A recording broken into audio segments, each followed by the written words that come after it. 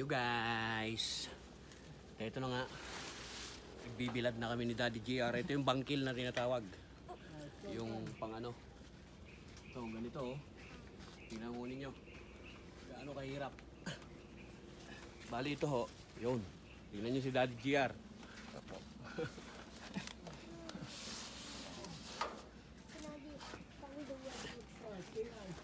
Ayun.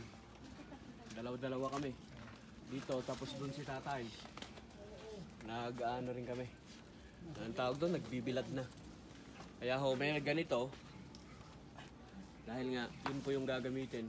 Kita ho ninyo. Yeah. Kapambilad ho natin.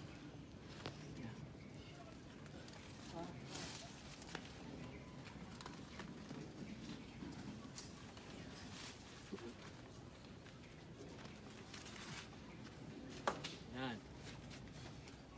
Hirap ho, no? So, hindi mo naman sisipagan. Ganito kahirap mag-alaga ng tabako. Kanina, mag-harvest sana kami kaso bigla hong umambon. So, hindi po pwede. Baka mas lalong masira ho yung mga tabako kung ganun.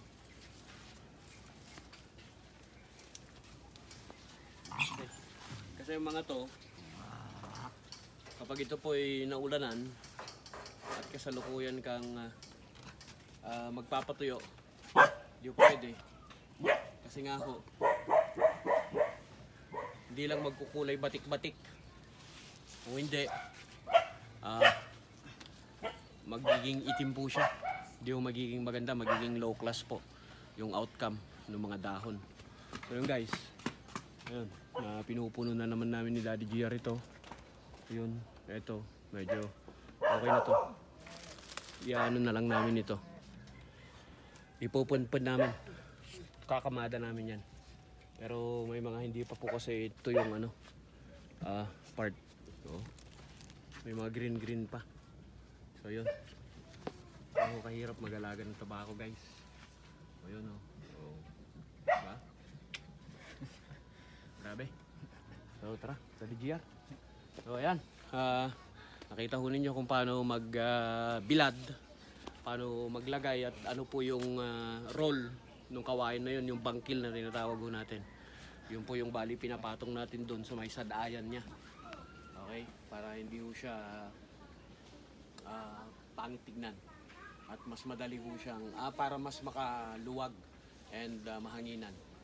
Para mas madali ho siyang matuyo. So yun, Daddy JR, baka may sasabihin ka.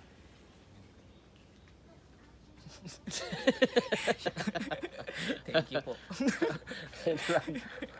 So, ayun guys, nakita ho ninyo, yung pagbibilad naman ng tabako ngayon.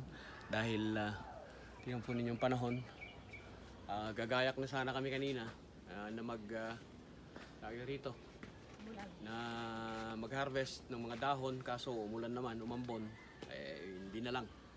Sa Mother Day na lang siguro. Kasi kapag ito po yung umulan, nag-harvest ka, hindi rin ho maganda para sa mga dahon. So yun, maraming salamat sa inyo pong pakikinig at sana po may naibahagi po kami na kaalaman para po sa inyo sa pagtatabako. Siyempre si Daddy JR, si John Marino, and the squads. Ito yun naman po si Tatay. Ayan, oh. Medyo nagulat kanina dahil bumuhos na yung ulan. Okay?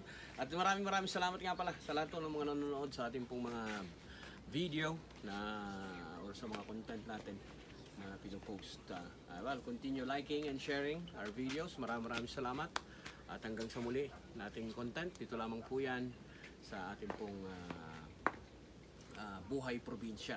Siyempre, ako po si John Marino, si Daddy JR. Peace out.